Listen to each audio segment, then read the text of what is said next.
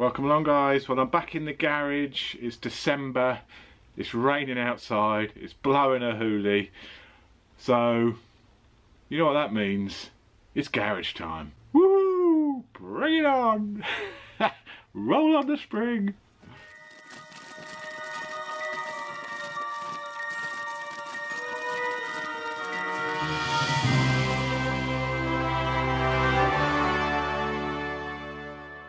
So, yeah, I'm back in the garage. The Super Duke is sold. She's gone to her new home. So the GSX-R is almost mine, not quite. I'm awaiting an invoice from Suzuki so I can actually pay them and buy the bike.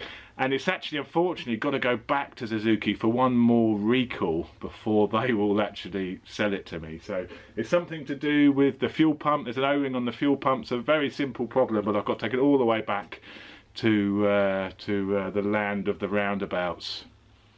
Where's that? Milton Keynes. But in the meantime, I've got some bits I want to put on this bike before it goes back to Suzuki, because I've got some overdue videos.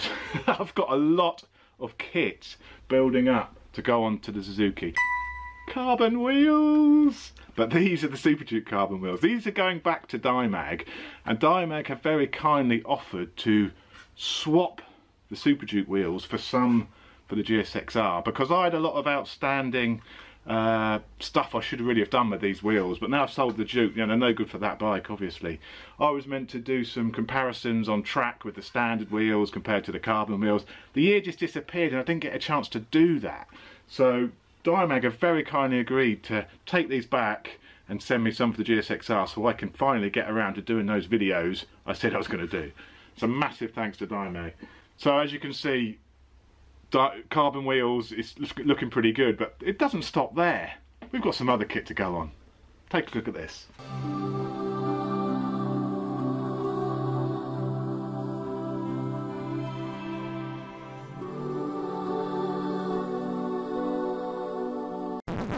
So as well as the carbon wheels, we've got some crash protection from GB Racing. I finally got my hands on a hugger for the GSX-R, because it doesn't come with a hugger, and Pyramid Plastics have just released this hugger which is colour coded. You can have it colour coded or just in black, but I went for colour coded. It looks amazing, so we're going to be fitting that in this episode. We've also got rear sets from Gillies which I can't wait to fit. The other one is actually already on. I couldn't hold back. I've already fitted it. So I've got one rear set on and one off at the moment. But rear sets from Gillies, they're from Performance Parts. Levers from UK Race Support to go on. It's a lot of kit, and plus I've also got a new exhaust system on the way, a full titanium system. So there's lots coming. Gold bling. Also, you may not be aware, I've got some new suspension on this now. Nitron have fitted their new shock. They do a rear shock for this now with the preload adjuster. And while I had the bike, they also fitted their cartridge kit to the bike. So it's got their top of the range cartridge kit on this as well now. So I've got preload and rebound adjustable in each fork leg now.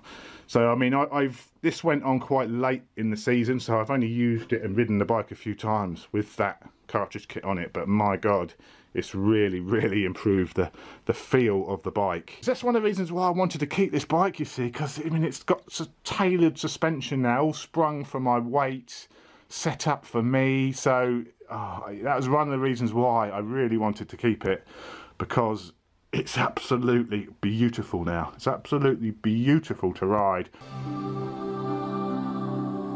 You see, the problem with the GSX-R is it doesn't come with any hugger whatsoever. So all of the shit off of your tyre hits directly into the rear shock. The rear shock is absolutely splattered. And the standard kit, fantastic as it is, the standard suspension on the GSX-R is amazing, and I was a little bit worried when I had the Nitron suspension fitted that actually it may end up being a bit too harsh for the road and I'd lose some of that plushness that the standard kit had.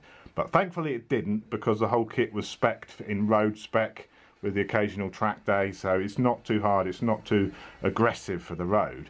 But I don't want my rear shock getting all shitted up. Look at it, I mean, it's gorgeous. Look at it, it's gorgeous. I don't want it all shitted up, so a rear hugger was an absolute must, especially as I've got to ride the bike up to blooming Milton Keynes next week, and it could be it could be raining. So first of all, I'm going to fit this hugger, and this hugger is really easy to fit as it zip ties onto the swinging arm, really, which is, to be honest with you, as there's no mounting holes on the hugger, I think that's the best way really to attach it. As you can see on the inside, it has a couple of foam strips just to obviously sit on the swinging arm so it doesn't damage your swinging arm. It's all moulded to fit exactly over your swinging arm, so I think that basically you fit it like that and you zip tie it down and it's job done. There we go, hugger fitted, zip ties, easy peasy to fit. Without the hugger, hugger fitted, very nice. Ooh, love it. Next up, let's fit the crash protection, GB Racing style. So to fit this kit, I think I'm going to have to drop the fairing away from the bike, probably take off the crash bungs, and let's start with the clutch side.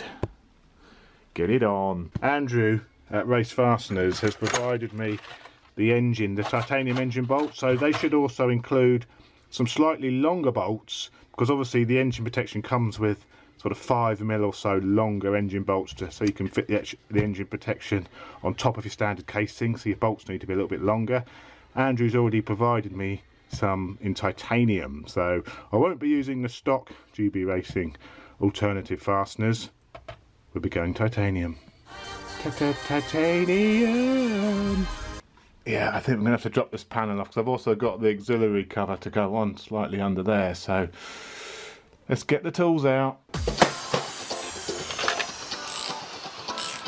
It's not too grubby in there. I was expecting it to be pretty damn grubby in there because this bike was used all through last winter, but won't stop me getting the baby wipes out. So that's it offered up. So there's just a couple of bolts to remove and swap over, but of course I'm going to swap them all over to titanium anyway while I'm here. So let's get the bolts out. Now ideally what I'd like to do is remove all the engine bolts and weigh them, and then weigh all of the titanium replacements, but because I don't want to take all the engine bolts out at once, so I don't want to take the whole cover off, I want to do them one at a time, I can't do that. So I will just take some weight comparisons between the individual bolts compared to the titaniums.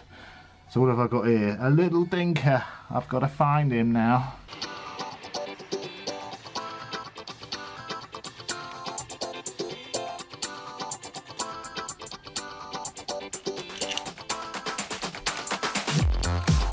Certainly look more trick than the stockers. So they're the stock bolts. These ones are just 5mm longer. There we go.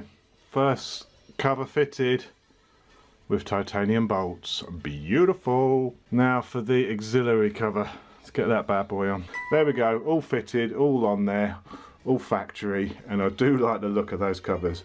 I think they're the most attractive engine covers available. And don't forget your 10% discount on Race Fasteners with LCR10. Woohoo!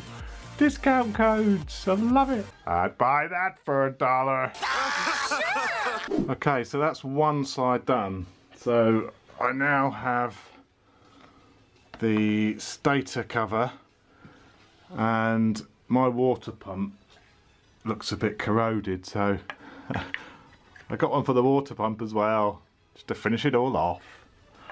What a tart.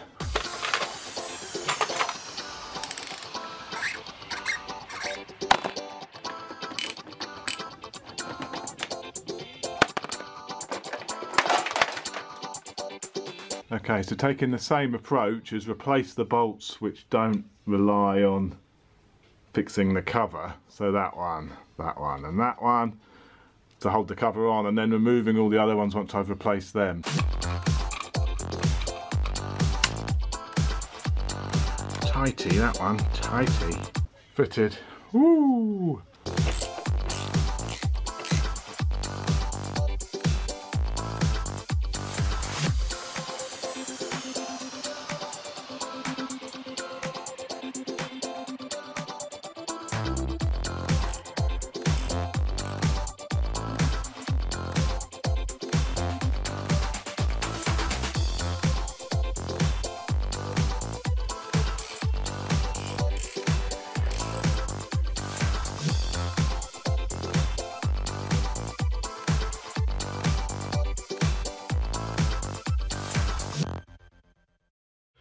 So there we go, guys. She's all back together.